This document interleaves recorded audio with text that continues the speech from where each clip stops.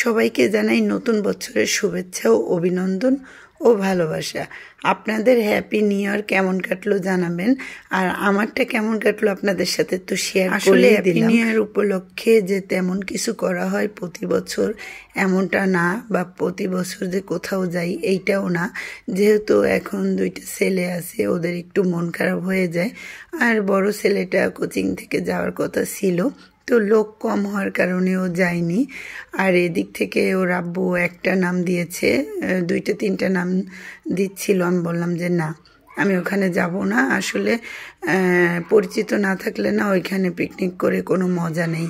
আর এদিকে আমরা একটু বের হয়ে গেলাম। এলাকায় অনেক সুন্দর লাইটিং করছে, তো আমি তো সব জায়গায় যেতে পারিনি, কারণ আজকে অনেক ব্যস্ত ছিলাম। তো সানবির একটু মন খারাপ হবে বিধায় ওকে একটু আমাদের একেবারে গোল চত্বর এইখানে নিয়ে আসলাম। আর আমাদের বাজারে কিন্তু অনেক সুন্দর লাইটিং করছে, কিন্তু আসলে সেইখানে যায়নি, সময়তে হবে না, আবার একটু রান্না করা লাগবে। বলতেছিল যে তোমাদের বিরিয়ানির প্যাকেটটা দিয়ে আমি চলে যাব, কারণ ওর তো কয়েক জায়গায় আসলে পিকনিক উপলক্ষে দাওয়াত থাকে, ওইখানে চলে যাবে। আর আমি একটু শুধু মাংস আর ভাত রান্না করব, আর কিছু রান্না করব না। আর ভালো লাগতেছে না, এই যে আমাদের এলাকায় চলে আসলাম। আর আমাদের এলাকাটাও কিন্তু অনেক সুন্দর সাজিয়েছে। এই যে আমাদের পিকনিকের ওইখানে বালিশ খেলা হচ্ছিল, একটু ভিডিও করে আসলাম। ওইখানে আসলে আমাদের নাম দেয়া, তো ওই নাম দেয়াতে তো আর হয় না বাচ্চাদের, এই জন্য আমি একটু রান্না করতেছি, সামান্য গোশ রান্না করব আর একটু ভাত রান্না করব, আর কিচ্ছুই করব না, কারণ ওরা গোশ হলে আর কিছুই খেতেও চায় না, আর করেও বা লাভ কি, ওরা এতেই খুশি। আজকে ভাবতেছি যে আজকে পুরোটাই মাখায় রানবো। অনেক সময় তো অনেক ঢং করে রান্না করি, তো আজকে আমার এইভাবে রান্না করতে মন চাইলো।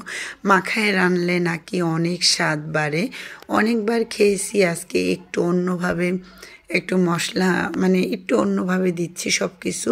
আসলে এইভাবেই সবাই দেয়, তো এক এক দিন এক এক রকম রান্না করে দেখি যে কেমনটা খেতে লাগে। তো আজকে পুরো সব মশলা আমি একটা বাটিতে রেখেছিলাম, কারণ ভিডিও করার সময় অনেক ডিস্টার্ব হয়, এক একটা সামনে আনতে ভিডিও অনেক লং হয়ে যায়, তো আগের থেকে গোছাই রাখছিলাম। এই যে আমার মাখানো। আর আজকে প্রেশার কুকারে দিব না, কারণ প্রেশার কুকারের গোশটা আমার নিজস্বভাবে ভালো লাগে না, কিন্তু দুপুরে রান্না করতে গেলে ওরা নামাজ পড়ে চলে আসে, এজন্য খেতে দেয় আর একটু তাড়াহুড়া বাদে, আর আমি তো সময় পাই না, তো আর তাড়াহুড়া নেই, যেহেতু আজকে রাতে রান্না করতেছি। আর শীতের রাত্রে কিন্তু গরম ভাত আর গোশ অনেক মজা লাগে। অনেকে হয়তো বিরিয়ানি পোলাও ভালো খান, কিন্তু আমার আসলে ভালো লাগে না, আমার সাদা ভাত আর গোশটাই অনেক মজা লাগে। তো আমি একটু লবণ দেখে নিলাম, লবণটা একটু কম হয়েছে। লবণ সবসময় একটু কম দেওয়ারই চেষ্টা করি, যদি লাগে পরে দিয়ে নিই, কারণ লবণটা হলে তো সবটাই নষ্ট হয়ে যায়, এমনি আনুমানিক হয়ে যায়। আর এই যে এখানে নতুন আলু ছিল, কয়েকটা আলু দিব, কারণ এদের আসলে আলু লাগে, আমার বাচ্চারাও পছন্দ করে, ওর আব্বুও পছন্দ করে, এই জন্য একটু আলু দিয়ে নিলাম। আর এদিকে ছোট মানুষ তো, ওর খিদা লেগে গেছে, আমার তো তরকারিটা হয়নি, কষানো হয়েছে, আমি কষানো থেকে ওকে নিয়ে একটু খাওয়াই দিচ্ছি, কারণ আজকে সন্ধ্যাও কোনো নাস্তা করা হয়নি, অনেক ক্ষুধা লাগছে। 9:30 বাজছে, অনেকবারই 9:30 কি 10টাই বেজে গেছিল। ওকে খাওয়াচ্ছিলাম, আর এদিক থেকে পানিটা দিয়ে মানে ওকে খাওয়াই নিলাম, কারণ ওর পেট ঠান্ডা তো দুনিয়া ঠান্ডা। আর এদিক থেকে ওর আব্বু আবার আসলো, এই যে যেখানে আমরা পিকনিক করছিলাম, এই যে বিরিয়ানি দিল। তো দেখেন এতগুলো বিরিয়ানির ভিতরে 1 পিস মাত্র মাংস, কি আর বলবো, যদি মাংস না রান্না করতাম আমার বাচ্চাদের অনেক খারাপ লাগতো।